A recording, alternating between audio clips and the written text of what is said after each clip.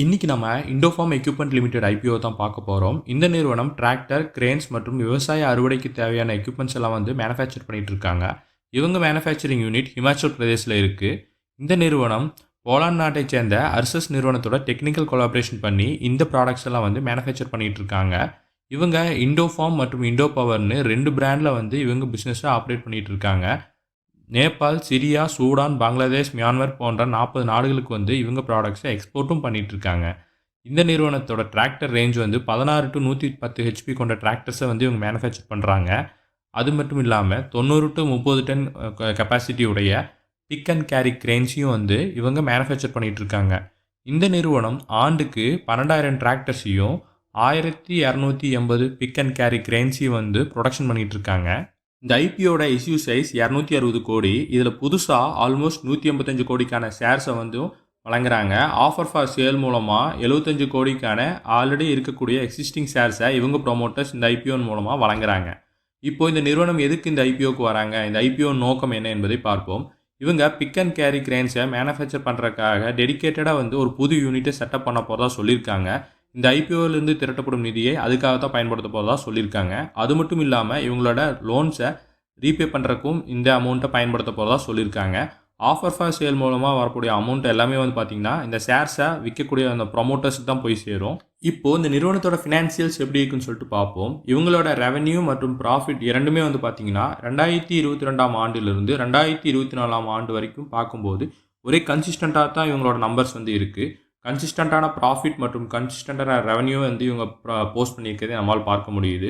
இவங்களுக்கு கடன்களும் இருக்குது. 2022ஆம் ஆண்டிலிருந்து பார்க்கும்போது கரண்ட் ஃபினான்ஷியல் இயரில் இவங்களோட கடன்கள் சற்று குறைந்திருக்கு.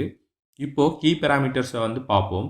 இவங்களோட சந்தை மதிப்பு மார்க்கெட் கேப் 1033 கோடி. இப்போது கீ பேராமீட்டர்ஸ் பார்ப்போம். ரிட்டர்ன் ஆன் ஈக்விட்டி 5.13% இருக்குது. ரிட்டர்ன் ஆன் கேபிட்டல் எம்ப்ளாய்ட் 8.96% இருக்குது. டெப்ட் டு ஈக்விட்டி ரேஷியோ 0.01 இருக்குது.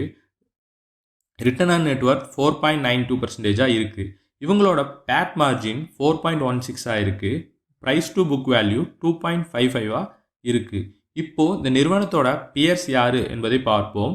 இவங்க டிராக்டர் மற்றும் கிரெயின்ஸ் தான் மேனுஃபேக்சர் பண்ணிட்டு இருக்கிறதுனால இவங்களோட பியர் கம்பெனிஸ் எஸ்கார்ட்ஸ் மற்றும் ஆக்சன் கன்ஸ்ட்ரக்ஷன் எக்யூப்மெண்ட், அதாவது ஏஸ், இந்த நிறுவனங்கள் தான் இந்த நிறுவனத்தோட பியர் கம்பெனிஸ். இவங்க பியர் கம்பெனிஸ் கூட கம்பேர் பண்ணும்போது இவங்களோட எஸ்கார்ட்ஸ் மற்றும் Action construction equipment limited return on நெட்வொர்க்லையும் சரி, பிஇ ரேஷியோலையும் சரி இவங்களோட பெட்டராக தான் இருக்காங்க. ஸோ இந்த பியர் கம்பெனிஸ் கூட இவங்க போட்டி போட இன்னும் இவங்க நிறைய எஃபர்ட்ஸை போட வேண்டியது இருக்குது. இந்த ஐபிஓ நீங்கள் அப்ளை பண்ணுறதா இருந்தால் இந்த ஐபிஓ டிசம்பர் 31 ஓப்பன் ஆகி ஜனவரி 2 க்ளோஸ் ஆகுது. இந்த ஐபிஓவில் நம்ம எக்ஸ்பெக்ட் பண்ணக்கூடிய லிஸ்டிங் கெயின் 20-30% லிஸ்டிங் கெயின் தரலான்னு சொல்லிட்டு எதிர்பார்க்கப்படுது. இந்த ஐபிஓட லேட்டஸ்ட் கிரே மார்க்கெட் ப்ரீமியம் 80 ரூபாயாக இருக்குது. இந்த ஜிஎம்பி வச்சு பார்க்கும்போது 37% லிஸ்டிங் கெயின் தரக்கான வாய்ப்பு இருக்குன்னு சொல்லிட்டு இந்த கிரே மார்க்கெட் ப்ரீமியம் இண்டிகேட் பண்ணுது. இந்த ஐபிஓ நல்ல சப்ஸ்கிரிப்ஷன் ஆகிறதுக்கு வாய்ப்பு இருக்கலான்னு சொல்லிட்டு எதிர்பார்க்கப்படுது. ஏன்னா லாஸ்ட்டாக பார்த்திங்கன்னா 8 ஐபிஓஸ் ஒரே நாளில் வந்திருந்தனால இன்வெஸ்டர்ஸோட இன்வெஸ்டிங் பிளான் பார்த்திங்கன்னா டைவர்சிஃபைடாக இருந்துச்சு. ஆனால் இந்த ஐபிஓக்கு அந்த ப்ராப்ளம் இல்லை. இந்த டேட்டில் இது ஒரே ஒரு மெயின் போர்டு ஐபிஓ தான் வருது. அதனால் நிறைய இன்வெஸ்டர்ஸ் இந்த ஐபிஓக்கு இன்ட்ரெஸ்ட் காட்ட வாய்ப்பு இருக்குது. அதனால் இந்த ஐபிஓ ஓவர் சப்ஸ்கிரிப்ஷன் அதிகமான டைம்ஸ் ஆக வாய்ப்பு இருக்குது. அதனால் நல்லா லிஸ்டிங் கெயின் தரலான்னு சொல்லிட்டு எதிர்பார்க்கப்படுது. நீங்கள் இந்த ஐபிஓவை அப்ளை பண்ணுறீங்களா இல்லையான்னு சொல்லிட்டு கமெண்ட் பண்ணுங்கள். இந்த மாதிரி இன்ஃபர்மேஷன்ஸை தெரிஞ்சுக்க நம்ம சேனலை சப்ஸ்கிரைப் பண்ணுங்கள். இந்த வீடியோ பிடிச்சிருந்தால் லைக் பண்ணுங்கள். நன்றி.